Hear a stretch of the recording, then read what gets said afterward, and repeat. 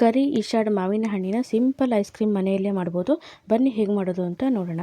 ನೋಡಿ, ಇಲ್ಲಿ ಮಾವಿನ ಹಣ್ಣನ್ನು ತೊಗೊಂಡಿದ್ದೀನಿ, 5 ಹಣ್ಣನ್ನು ತೊಗೊಂಡಿದ್ದೀನಿ. ಕರಿ ಇಶಾಡು, ನೀವು ಯಾವುದಾದ್ರೂ ಮಾವಿನ ಹಣ್ಣನ್ನು ತೊಗೋಬೋದು. ಇದನ್ನು ನಾವೇನು ಮಾಡಬೇಕು ಅಂದರೆ, ನಾನಿಲ್ಲಿ ಡಿಫ್ರೆಂಟಾಗಿ ಸ್ವಲ್ಪ ನಿಮಗೆ ತೋರಿಸ್ತಾ ಇದ್ದೀನಿ. ಬೇಡ ಅನ್ನೋರು ನೀವು ಬೌಲಲ್ಲಿ ಅಂದರೆ ಪಾತ್ರೆಯಲ್ಲಿ ಮಾಡ್ಕೋಬೋದು. ನೋಡಿ, ಈ ರೀತಿ ಇದ್ರದ್ದು ತೊಟ್ಟಿರುತ್ತಲ್ಲ, ಸೊನೆನ ತೆಗಿಬೇಕಾಗುತ್ತೆ. ಆದರೆ ಈ ಕರಿ ಇಶಾಡ್ ಅಂದರೆ ಸ್ವಲ್ಪ ಇಲ್ಲಿ ಮೇಲುಗಡೆ ಸ್ವಲ್ಪ ಕಪ್ಪಾಗಿರುತ್ತೆ, ಗೊತ್ತಿರುತ್ತೆ ನಿಮಗೆಲ್ಲ. ಇದನ್ನು ನಾನು ಕ್ಲೀನಾಗಿ ಈ ರೀತಿಯಾಗಿ ಒಳಗಿದ ಒಂದು ಗೊರಟಿನ ತಕ್ಕೊಳ್ತಾ ಇದ್ದೀನಿ. ಹಾಗೂ ಹಣ್ಣಿನ ಒಂದು ರಸ ಏನಿರುತ್ತೆ ಅದೆಲ್ಲ ಒಂದು ಪಾತ್ರೆಗೆ ನಾವು ಹಾಕೊಳ್ಳೋಣ. ನೋಡಿ, ಈ ರೀತಿ ತೆಗೆದ್ರೆ ನಿಮಗೆ ಖಾಲಿ ಒಂದು ಮಾವಿನ ಹಣ್ಣಿನ ಒಂದು ಸಿಪ್ಪೆ ಥರ ಸಿಗುತ್ತೆ, ಒಳಗಡೆ ಖಾಲಿ ಇದೆ ನೋಡಿ.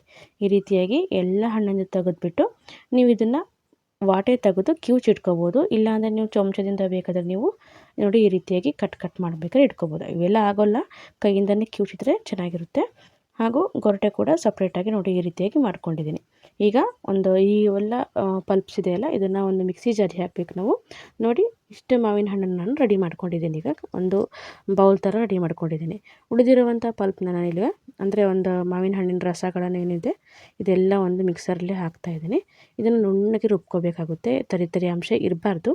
ಜೊತೆಗೆ ನಾನಿಲ್ಲಿ ಸ್ವಲ್ಪ ಬಾದಾಮಿ ಗೋಡಂಬಿನ ಹಾಲಲ್ಲಿ ನೆನೆಸಿದ್ದೆ, ಅದನ್ನು ಕೂಡ ಇಲ್ಲಿ ಹಾಕ್ಕೊಳ್ತಾ ಇದ್ದೀನಿ. ಇಲ್ಲಿ 2 ಬ್ಯಾಚಲ್ಲಿ ನಾನು ರುಬ್ತಿರೋದ್ರಿಂದ ಅರ್ಧ ಹಾಕ್ಕೊಂಡಿದ್ದೀನಿ. ನಂತರ ಇದನ್ನು ನಾನು ಬೌಲ್ಗೆ ಹಾಕ್ಕೊಳ್ತಾ ಇದ್ದೀನಿ ರುಬ್ಬಿರುವಂಥದ್ದು. ನೋಡಿ, ಇಷ್ಟು ನುಣ್ಣಗಾಗಿ ರುಬ್ಬಿದೆ. ಮಧ್ಯದಲ್ಲಿ ಸ್ವಲ್ಪ ನಮಗೆ ಗೋಡಂಬಿ ಬಾದಾಮಿಗಳು ಸಿಗ್ತಾ ಇರ್ತವೆ. ನೋಡಿ, ಇದು 2 ಸರಿ ಈ ರೀತಿ ರುಬ್ಬಿ ಹಾಕ್ಕೊಂಡಿದ್ದೀನಿ. ತುಂಬಾ ಚೆನ್ನಾಗಿರುತ್ತೆ, ಹಾಗೂ ಕ್ವಾಂಟಿಟಿ ಕೂಡ ತುಂಬ ಜಾಸ್ತಿ ಆಗುತ್ತೆ. ಮನೆ ಮಂದಿ ಎಲ್ಲ ಕುತ್ಕೊಂಡು ತಿನ್ಬೋದು. ನೋಡಿ, ಈಗ ರೆಡಿಯಾಗಿದೆ. ನಂತರದಲ್ಲಿ ಒಂದು ಪ್ಯಾನ್ಗೆ 1 ಲೋಟದಷ್ಟು ಹಾಲನ್ನು ನಾನು ಹಾಕಿದ್ದೀನಿ.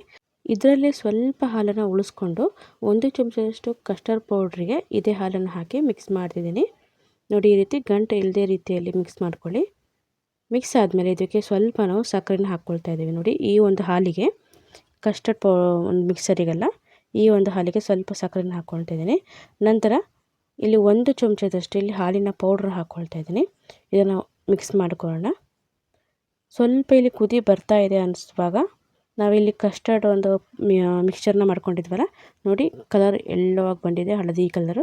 ಇದನ್ನು ಹಾಲಿಗೆ ಹಾಕಿಬಿಟ್ಟು ಈಗ ತಿರುಗಿಸ್ತಾನೆ ಇರಬೇಕು, ಇಲ್ಲಾಂದರೆ ಗಟ್ಟಿ ಬಂದುಬಿಡುತ್ತೆ ಅದರಿಂದ ಬೇಗನೆ. ನೋಡಿ, ಈ ರೀತಿ ತಿರುಗಿಸ್ಕೂಡ್ಲೆ ಕಲರ್ ಕೂಡ ಚೇಂಜ್ ಆಗುತ್ತೆ. ಮತ್ತೆ ಏನು ಕಲರ್ ಹಾಕಬೇಕು ಅಂತಿಲ್ಲ, ಮಾವಿನ ಹಣ್ಣಿನ ಕಲರ್ ಕೂಡ ಎಲ್ಲೋ ಇರುತ್ತೆ. ನೋಡಿ, ಈ ರೀತಿ ಕರಗಿಸ್ತಾ ಅಂದರೆ ತಿರುಗಿಸ್ತಾ ಸ್ವಲ್ಪ ಗಟ್ಟಿ ಬರ್ತಾ ಆಗುತ್ತೆ. ಬೇಗನೆ ಆಗುತ್ತೆ, ಇದು ಟೈಮೇ ಹಿಡಿಯೋದಿಲ್ಲ. ನೋಡಿ, ಈ ಥಿಕ್ನೆಸ್ ಕೂಡ ಇಲ್ಲಿ ನಿಮಗೆ ಕಾಣಿಸ್ತಾ ಇರ್ಬೋದು, ಗಟ್ಟಿ ಆಗ್ತಾ ಇದೆ ಹಾಲು. ನೀವು ಬೇಕಾದರೆ ಇನ್ನೂ ಗಟ್ಟಿ ಹಾಲು ಬೇಕಾದರೆ ಹಾಕೋಬೋದು. ನೋಡಿ, ಚೆನ್ನಾಗಿ ಸ್ವಲ್ಪ ಥಿಕ್ನೆಸ್ ಬಂದಿದೆ. ಇವಾಗ ನಾವು ರುಬ್ಬಿರುವಂತಹ ಮಾವಿನ ಹಣ್ಣಿನ ಒಂದು ಪಲ್ಪ್ನ ಹಾಕೋಣ ಇಲ್ಲಿ. ನೋಡಿ, ಪೂರ್ತಿಯಾಗಿ ಹಾಕಿಬಿಟ್ಟು ಕ್ಲೀನಾಗಿ ಮಿಕ್ಸ್ ಮಾಡಿಕೊಂಡು ಸ್ವಲ್ಪ ಕುದಿ ಬರ್ತಾ ಇದೆ ಅನ್ನುವಾಗ ಇದನ್ನು ಆಫ್ ಮಾಡಬೇಕಾಗುತ್ತೆ.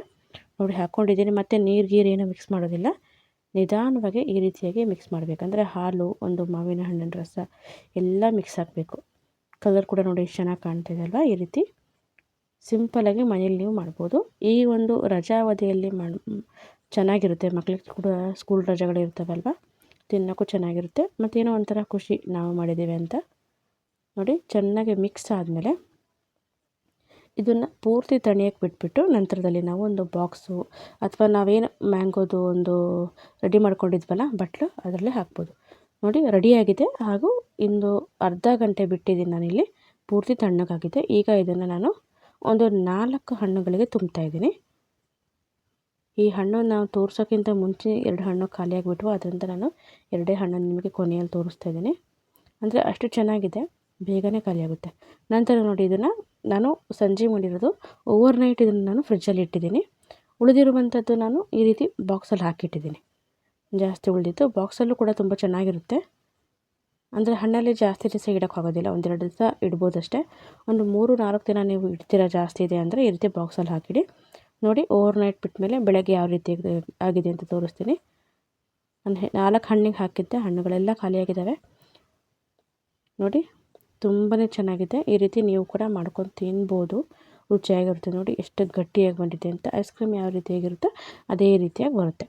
ಹಣ್ಣಲ್ಲಿ ನಿಮಗೆ ಇಷ್ಟ ಇಲ್ಲ ಅಂದರೆ ನೋಡಿ, ಪಾತ್ರೆಯಲ್ಲಿ ಹಾಕಿರೋದು ಕೂಡ ಯಾವ ರೀತಿಯಾಗಿ ಸ್ಲೈಸಾಗಿ ಬರ್ತಾಯಿದೆ ಅಂತ ನೀವು ಕೂಡ ಮಾಡ್ಕೊಳ್ಳಿ ಅಂತ ಹೇಳ್ತಾ, ಯಾರೆಲ್ಲ ನಮ್ಮ ಚಾನಲ್ ನೋಡ್ತಿರೋ ದಯವಿಟ್ಟು ಸಬ್ಸ್ಕ್ರೈಬ್ ಮಾಡ್ಕೊಂಡು ಲೈಕ್ ಮತ್ತು ಶೇರ್ ಮಾಡಿ. ತುಂಬ ವಿಡಿಯೋಗಳನ್ನು ಹಾಕಿದ್ದೀನಿ, ತುಂಬ ಚೆನ್ನಾಗಿ ಸಪೋರ್ಟ್ ಮಾಡ್ತಾಯಿದ್ದಾರೆ. ವಿಡಿಯೋ ನೋಡೋದಕ್ಕೆ ಧನ್ಯವಾದಗಳು.